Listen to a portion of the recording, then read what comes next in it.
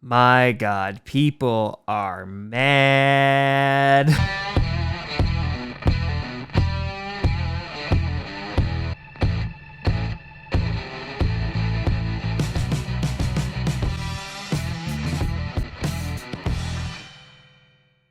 Grossi Posse Packer Nation. Welcome to an episode of Packast, a podcast where you don't do Packers fan, but it sure does help. I'm your host, Tom Grossi, and wow. That was the first round of the 2020 NFL Draft.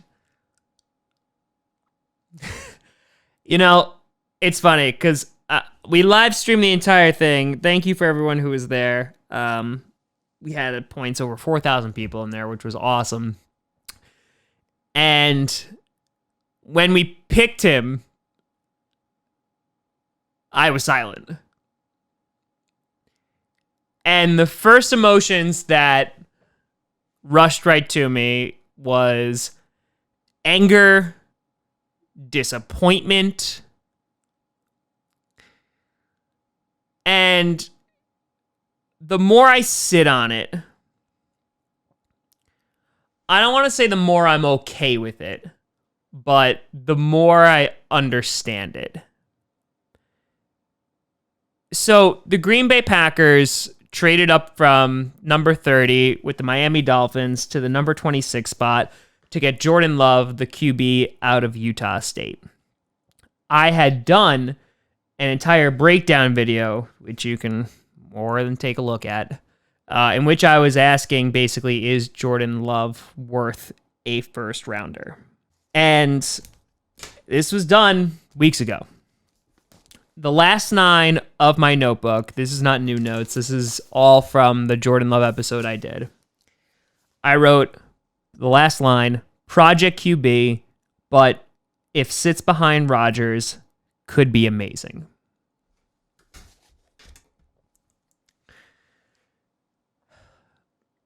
I want to break this pick down in a couple different areas because I want to address a couple different fan bases or subsects within the fan base of why they're upset for various reasons. So the first one, people are upset because there were other players on the board that could help this team win now. Josh Jones, the offensive tackle from Houston, Patrick Queen, linebacker, Denzel Mims.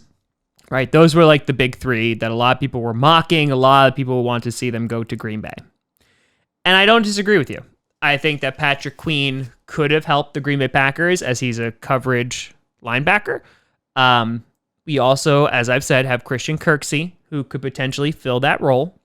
And I think with this first pick, Goody is confident in Kirksey, and considering how fast he went out to get him, Denzel Mims, great player, still available, could be picked up in the second round. Josh Jones, still available, could be picked up in the second round.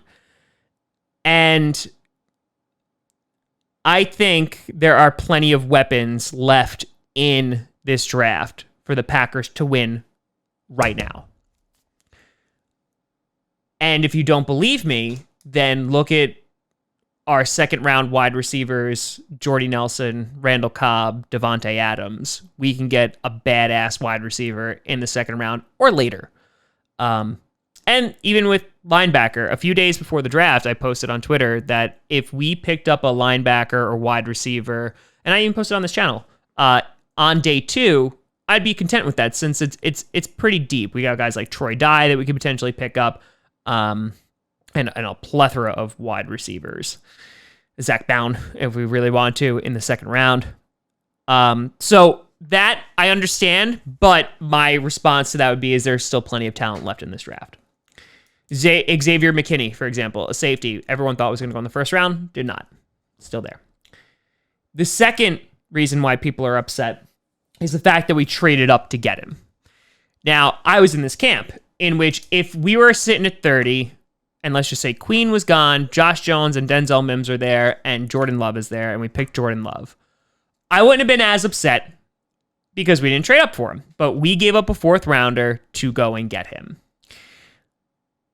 And the question becomes of like, okay, well, who else was going to go get him? And honestly, the answer is we don't know.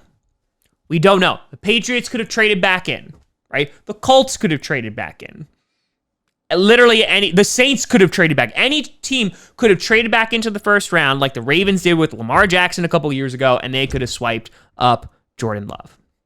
So that, while we only gave up a fourth, which is not the end of the world, I can understand why people are peeved about that, and I get that. But we also don't know if other teams were going to swoop in and get him. Then you have the group talking about, of course, Aaron Rodgers. That this is disrespectful to Aaron Rodgers. Aaron Rodgers has 4 years left on his contract. In 2 more years, he has an out, or the Packers have an out with him in which they could release him. Count a lot in dead cap, but we could.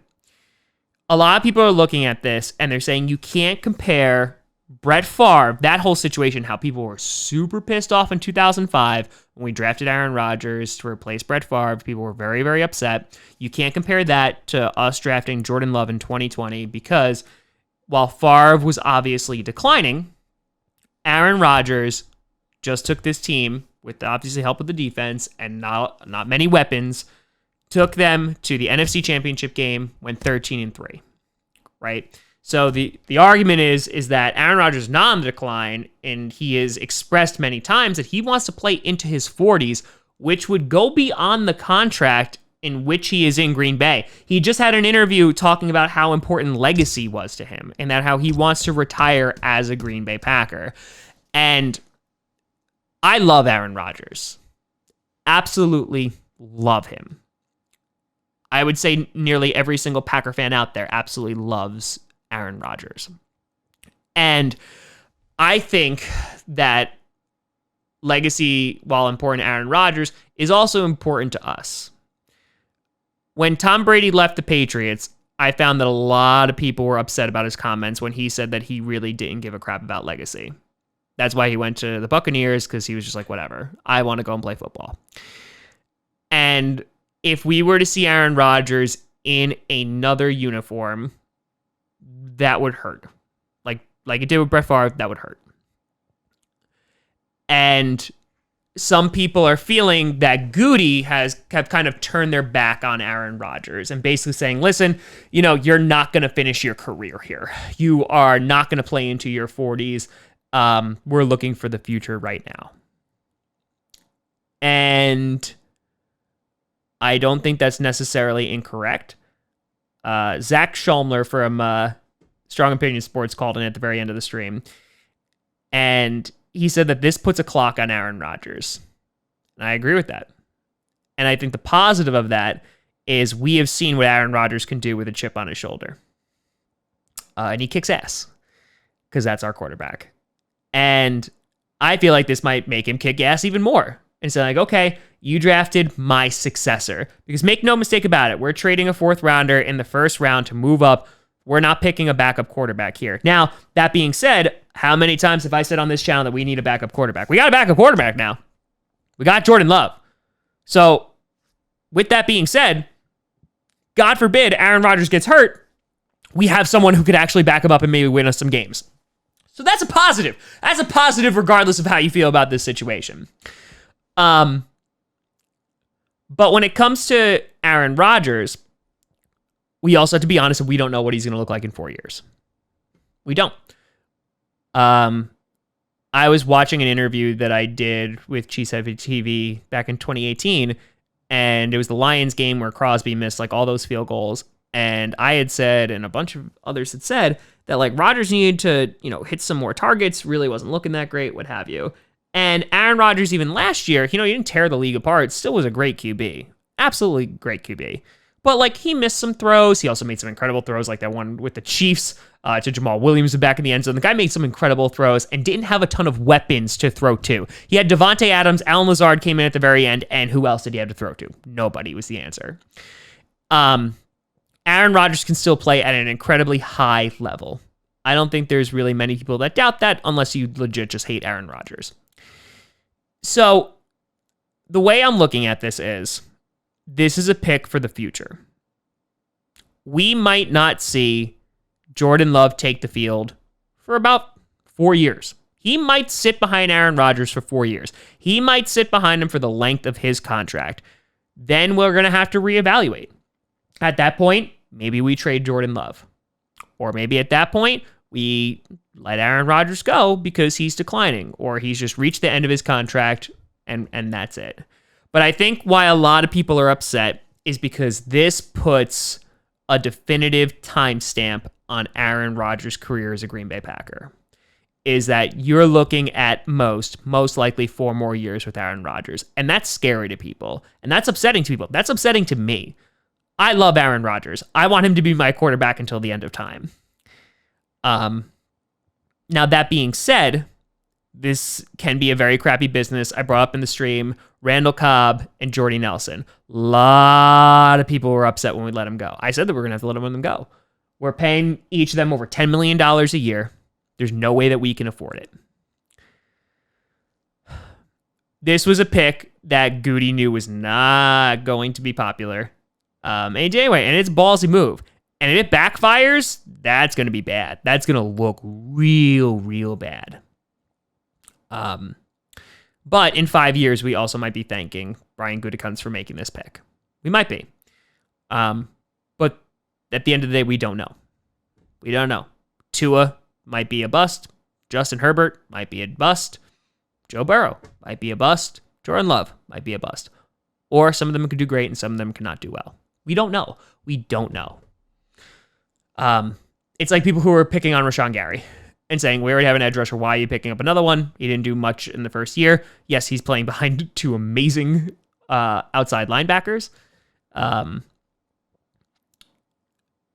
I think there's a bit like where we just have to kind of trust the process a little bit. And at the end of the day, if this is the tipping point where you're no longer a Green Bay Packer fan, I'm sorry to hear that. I'm going to wake up tomorrow and I'm going to still be a Green Bay Packer fan. And I'm going to assume a lot of you are too. And yes, we can question this.